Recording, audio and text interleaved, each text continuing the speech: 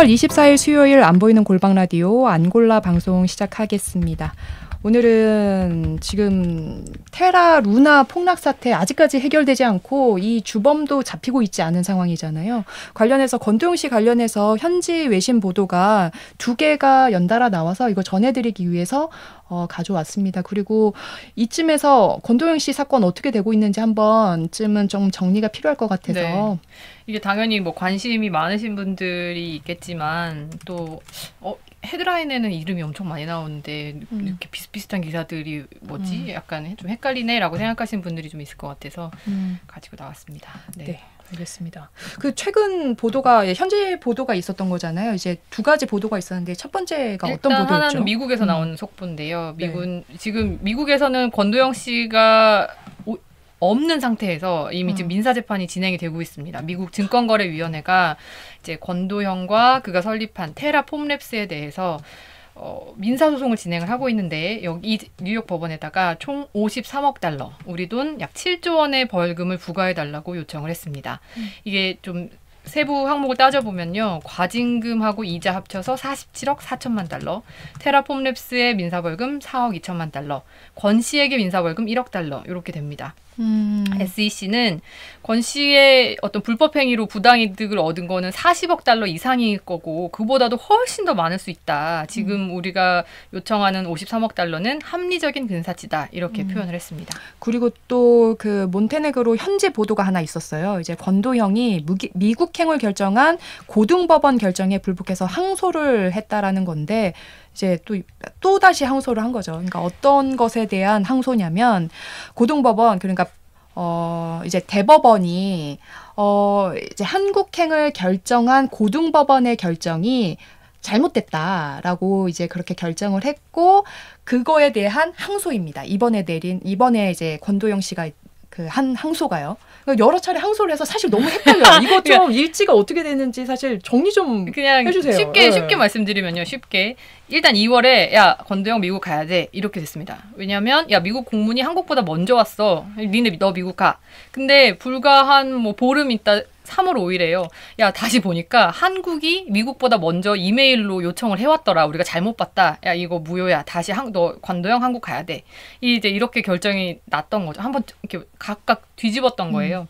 그래서 이제 3월에 사실은 국내 언론에서는 되게 대서특필이 됐었습니다. 이제 한국 오나 보다. 그래서 뭐 곧 이제 사실 남부지검이라든지 다 들썩들썩 했었거든요.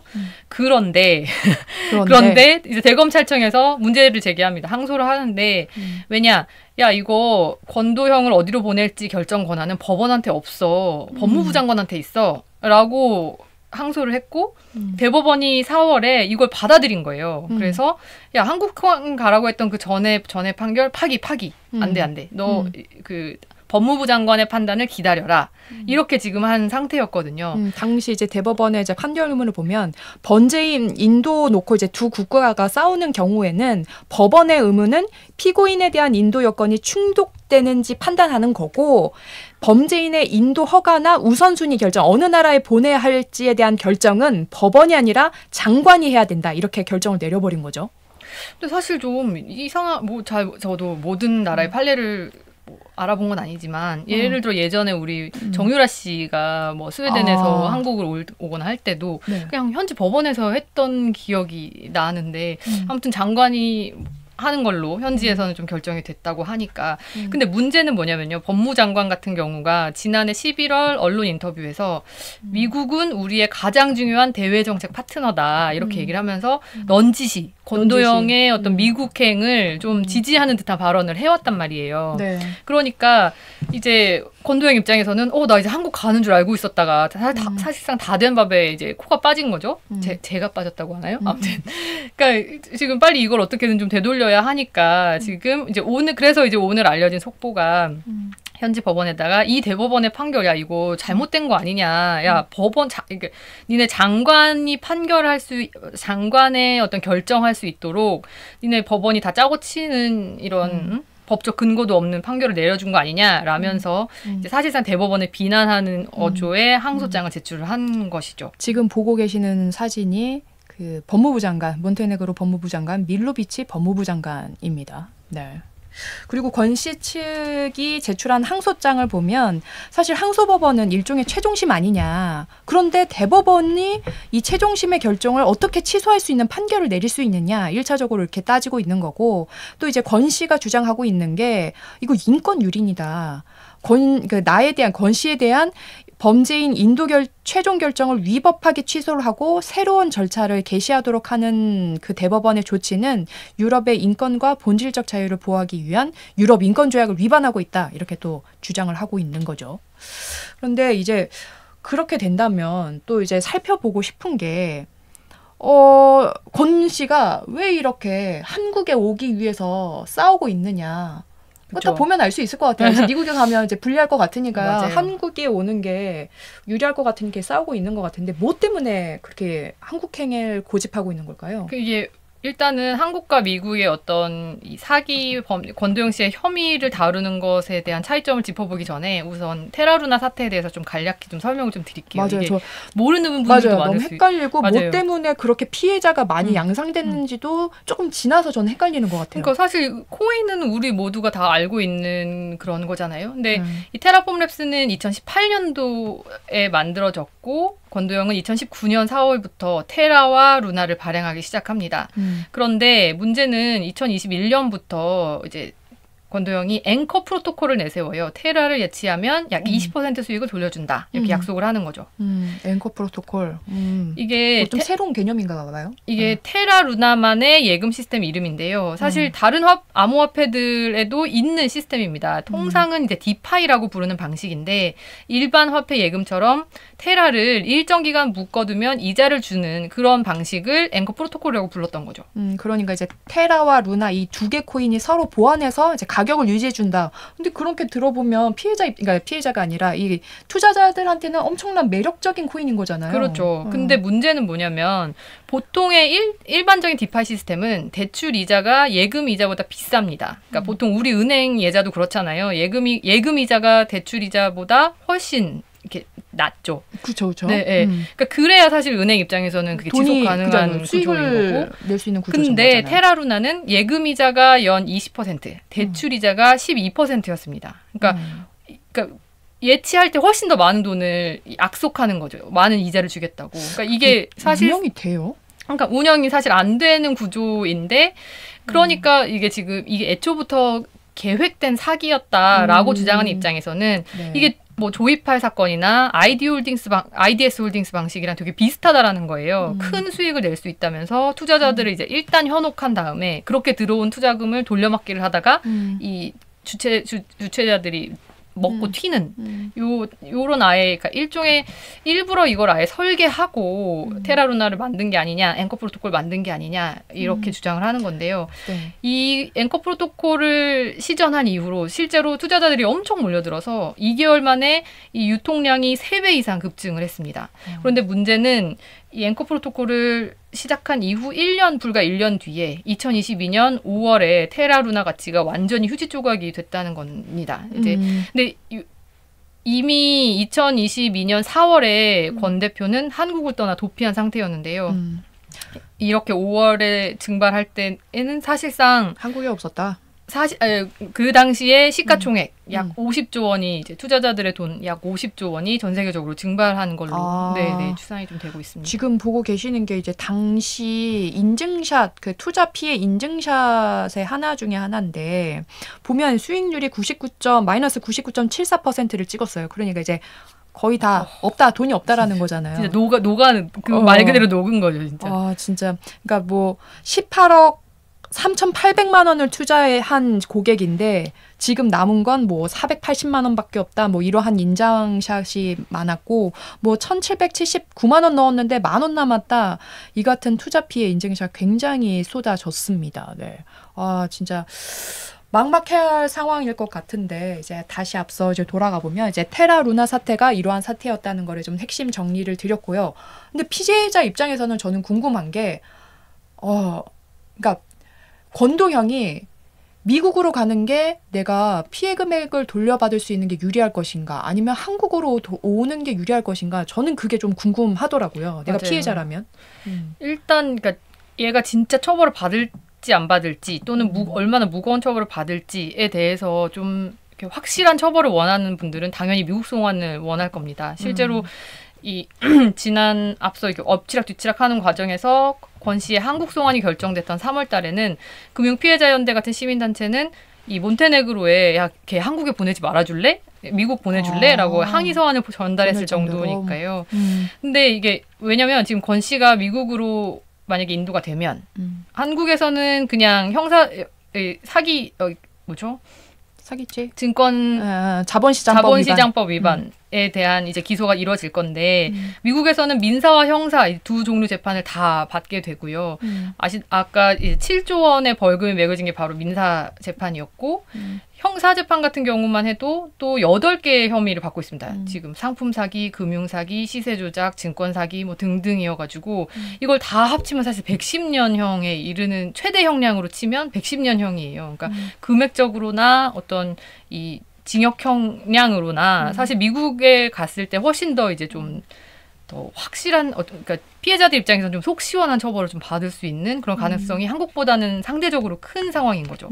그러니까 뭐 우리도 뭐 민사 재판이야 하긴 하겠지만 미국은 이제 병가주의 그러니까 여러 혐의를 합쳐서 처벌하기 때문에 우리보다 형량이 나올 거잖아요. 더 많이 나올 것 같으니까 미국행이 형사 처벌하는데 이제 죄를 묻고 싶다. 피해자 입장에서는 권도형의 죄를 묻고 싶다고 하면은 이제 미국행을 주장할 수 있을 테고 그런데 사실 금액을 돌려받을 수 있느냐.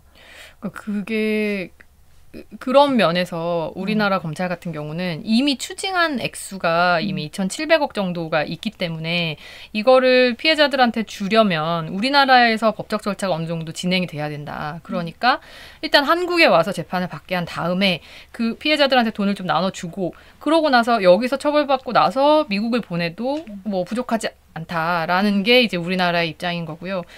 그러니까 실제로 미국에 갔다가 예를 들어 진짜 극단적으로 막 100년형 막 이렇게 받으면 우리나라에서의 언제 그게 뭐 우리나라에서의 법적 절차가 실제 이루어질 수 있을지가 좀 불분명한 상황이니까 네. 그럴 수 있는 거죠. 그런데 문제는 한국에서 먼저 왔을 때 우리나라가 아직 이게 이 코인에 대해서 자본시장법 위반 혐의가 제대로 이제 처벌이 될 것인지가 아직은 불확실한 상황이어가지고 솔직히 지금 공범으로 기소된 신현성 씨 같은 경우도 구속영장이 영거푸 기각이 된 적이 있어요. 네. 그러니까 막 여차하면 무죄가 나올 수도 있는 그런 상황이어서 뭐 그 부분에 대해서는 좀 더 논란의 여지가 있을 수 있을 것 같습니다. 그러니까 이제 검찰이 권씨 공범 신 씨를 기소를 할 때 가상화폐를 증권이라고 보고 자본시장법을 적용을 했지만 법원이 가상화폐를 증권이라고 보지 않으면 해당 혐의에 대해 아예 무죄가 나올 수 있다라는 점이 지금 법조계에서도 갑로을박이 일고 있는 부분인 거잖아요. 맞아요. 이게 만약에 자본시장법 위반인 말고 사기로도 사실은 걸 수도 있어요. 사기 같은 경우는 이론적으로는 이제 무기징역까지도 가능하거든요.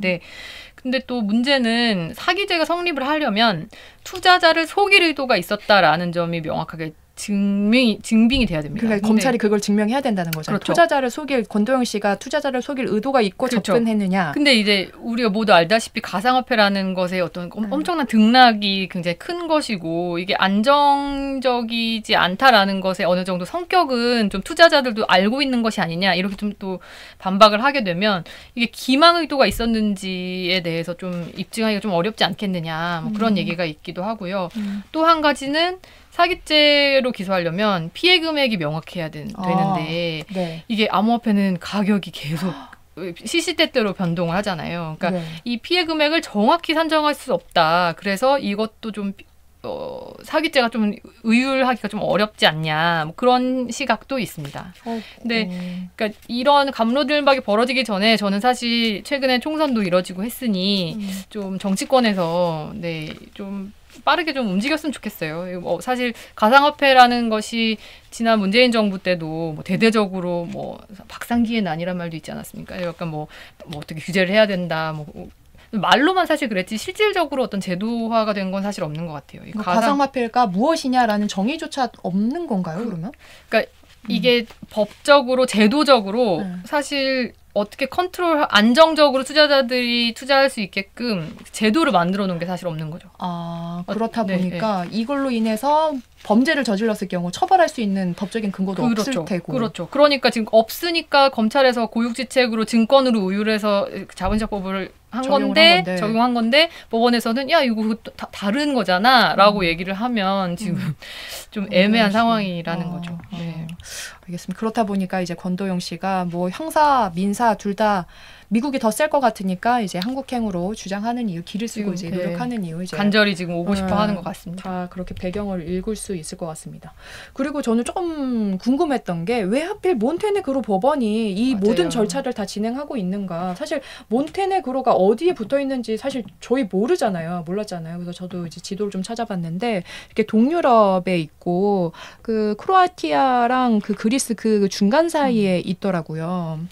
근데 왜 몬테네그로 법원에서 이제 권도영 씨가 이렇게 운영을 하느냐 봤더니 권도영 씨가 이제 붙잡힌 게 이제 몬테네그로 공항에서 붙잡힌 거예요. 이제 위조 여권을 이용해서 이제 두바이로 가려다가 이제 붙잡힌 건데 사실 이 붙잡힐 때도 좀 수상을 했었던 게 이 권도영 씨가 타려고 했었던 비행기가 굉장히 호화로운 전세기였더라고요. 그러니까 한 11명 정도만 탈 수 있는 거고 4명이 여기서 숙식도 할 수 있어요. 그리고 이제 호화로운 식사까지 제공되는 비행기였는데 이런 거 보니까 권 씨 도피 생활 1년 넘게 했지만 사실은 호화로운 생활을 하고 있었구나 이렇게 좀 유추할 수 있었던 부분이기도 한 것 같습니다. 맞아요. 이게 권도영 씨가 붙잡히기 전에 약 한 10개월 정도 동안 스위스 은행에서 인출한 금액이 1억 달러, 그러니까 1,300억 원 정도로 추산이 됩니다. 그러니까 사실 얼마나 많은 금액이 암호화폐 가상자산으로 은닉이 되어 있고 이 가운데 현금화를 해서 또 얼마나 호화롭게 도피 생활을 했는지는 좀 더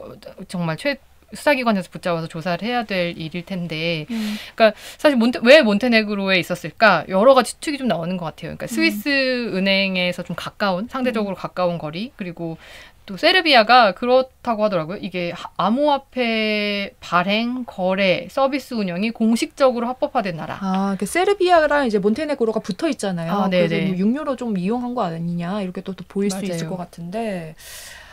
알겠습니다. 이제 권도영 씨 그래서 결국 이번에 대법원에 대해서 또 항소를 했는데 이제 뭐 얼마 안 남았을 것 같아요. 법무부 장관이 이제 미국이나 이제 한국이냐 얘기를 할 것 같은데 관련하여 속보 나오면 또 저희가 안 보이는 골방 라디오에서 전해드리도록 하겠습니다. 네. 네. 오늘 굉장히 많은 내용이지만 좀 재밌게 여러분 들으셨으면 좋았을 것 같습니다. 알겠습니다. 이제 안 보이는 골방 라디오가 보이는 골방 라디오가 될 때까지 저희는 최선을 다해 노력하도록 하겠습니다. 열심히 하겠습니다. 감사합니다. 감사합니다.